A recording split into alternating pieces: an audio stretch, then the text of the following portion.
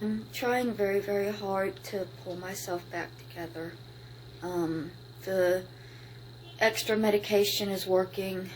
I still have a lot of stress because I did cut up my EBT forms, and so there's no help coming, right? Like normally I can say, I'm okay, on the 6th I'll get my funds and I'll be able to get what I need. There's nothing coming on the 6th this month.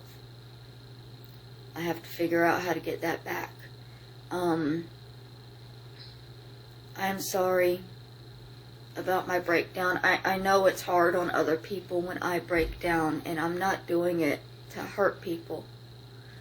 That's the biggest misunderstanding in all of this. They think I'm lying and doing it just to hurt people, but I'm genuinely struggling and suffering and in absolute misery. And when I get to the point that I feel like I can't take it anymore and I become suicidal, it's not because I want somebody to give me money. It's genuinely because I see nothing to live for in this world. I live day to day seeing nothing to live for in this world. So I get pushed over that edge very easily. I am extremely emotional. And for me, everything feels like forever. That's one of the bigger problems. When something bad happens in my mind, there's never an option to get past it. There's never an option to fix it. In my mind, this is forever. When I was homeless forever. When I was hungry forever. It was something that was never going to end. And it's not because I'm choosing to think that way. It's just the way my mind works. Problems are forever. And a lot of that is because of the way I was raised. And the way I'm still being treated by my own family. Things that I did in my past are forever to them. They will never see me as anything but a drug addict, because at one point I was a drug addict. And it's not possible in their minds for a drug addict to not be a drug addict anymore. So my drug addiction to them is forever. Even 7 years sober, I'm still only going to be seen as a drug addict. And that's it's hard. It's very hard to be told everything you're saying is a lie when you know it's not.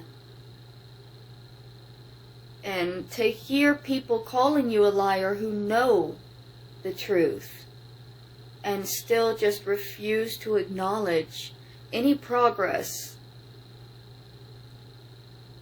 I know that my accomplishments might not look like accomplishments to most people. But I have not been living for years. I have not been living. So the tiniest accomplishment that a 5-year-old could make, cleaning my house, is an accomplishment. Cooking myself a healthy meal is an accomplishment. Getting to the bank and having my paperwork updated is an accomplishment. But the problem is that nobody will ever see these things as an accomplishment for me because I'm doing them at 36 years old and not 15 or 16 when it should have started. I wasn't raised the same way that everybody else was. I don't react to things the same way that everybody else do. I'm me. Histrionic maybe, but honest as I can be in most situations. If I'm lying, it's because I genuinely believe the lie that I'm telling. And I'm not choosing to. That's a part of being crazy. I have thoughts. I have crazy thoughts that I do believe. And if I say something crazy about you, you can talk to me and try to explain to me what the situation is, but I'm not doing it because I'm trying to hurt you. I'm doing it because my mind has told me something crazy that I believe. I really wish people could understand mental health. I really wish I could understand it enough to explain it. But I'm trying to get there. I'm working on a second book that is going to focus mostly on the cyberbullying I experienced this year. It's going to focus on the effects of adult cyberbullying of the mentally unwell.